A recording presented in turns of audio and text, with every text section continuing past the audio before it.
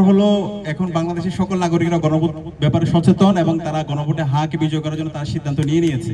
আমরা যেখানে যাচ্ছি, আমরা তো সারা দেশে সফর করছি, সব জায়গায় সর্বস্তরের মানুষরা, নাগরিকরা বলছে তারা গণভোটে হাকে বিজয় করবে এবং তারা বলছে শহীদ ওসমান হাদির বিচারের জন্য গণভোটে হাকে বিজয় করতে হবে, জুলাই বিপ্লবের আকাঙ্ক্ষা বাস্তবায়ন করার জন্য গণভোটে হাকে বিজয় করতে হবে, রাষ্ট্র কাঠামো সংস্কার করার জন্য গণভোটে হাকে বিজয় করতে হবে।